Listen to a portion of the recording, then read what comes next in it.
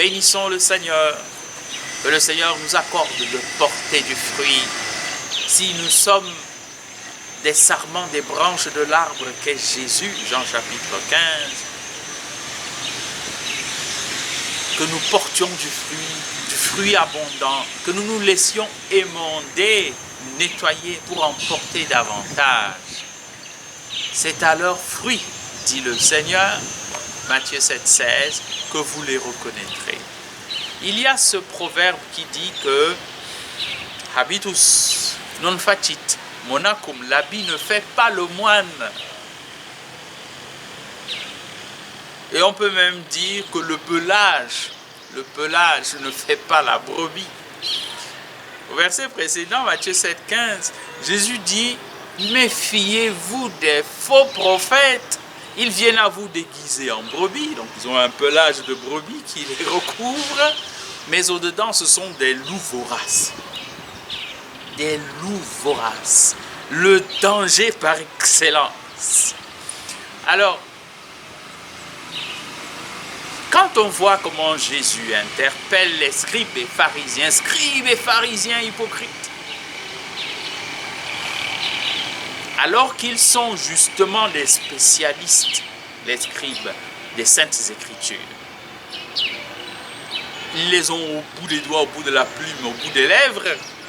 Quand on voit que ces pharisiens sont des spécialistes de la pratique liturgique et qu'ils se montrent assidus à observer apparemment les ordonnances, les instructions de la loi, on comprend que ce ne sont pas les heures près du temple, dans le temple, devant les Écritures. Ce n'est pas la pratique liturgique qui fait ce que nous sommes. Mais faut-il pour autant négliger de lire les Écritures, négliger les offices liturgiques, la prière personnelle? Pas du tout.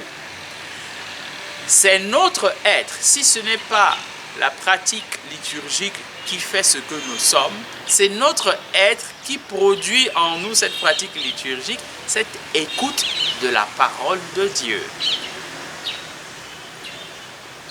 Mais il faut que ce soit dans l'autre sens, n'est-ce pas, de l'intérieur vers l'extérieur.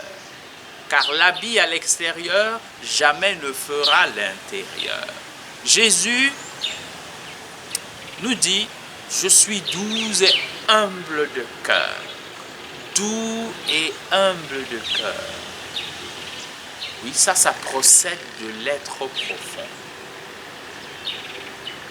Nous avons besoin de développer, de mettre en place, d'asseoir et d'enraciner des vertus, humilité, bonté, douceur, justice, persévérance, tempérance, courage. Nous avons besoin d'accueillir à plein cœur les vertus théologales, l'amour même de Dieu, la foi qu'il nous donne gratuitement et l'espérance par laquelle nous sommes comme attachés à une ancre, accrochés au royaume. Ça procède de l'être intérieur et ça donne à nos actes et à nos paroles la consistance et la couleur du royaume, la bonne odeur du Christ.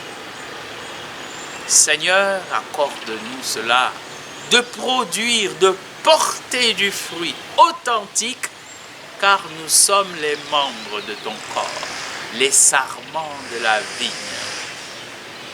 Alléluia, bénissons le Seigneur.